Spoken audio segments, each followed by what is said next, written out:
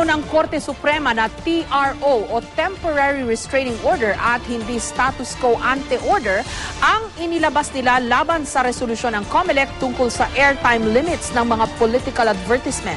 May report si Lia Manialac del Castillo. Kung meron mang kwestiyon sa susunding panuntunan tungkol sa political ads ng mga kandidato, nilinaw ito ngayon ng Supreme Court. Inilabas ng Korte ang laman ng resolusyon ito kung saan nakasaad na balik ang airtime limit doon sa ipinatupad noong 2010 elections. Na ang 120 minutes sa TV at 180 minutes sa radyo para sa national candidates at 60 at 90 minutes naman para sa local candidates ay kada istasyon ang bilang at hindi kada kandidato.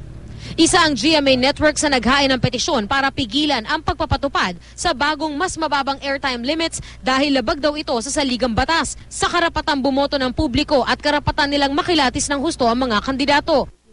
And that was what we specifically asked for, no?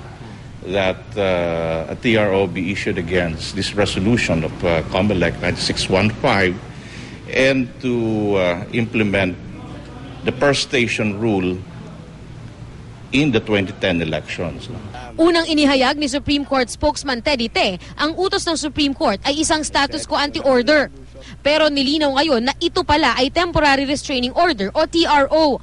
Paliwanag ni Te, ang sinabi raw sa kanya ng Korte Suprema ay status quo sa 2010 ang ipapatupad. Inakala niya na ang sinasabi ay status quo ante order.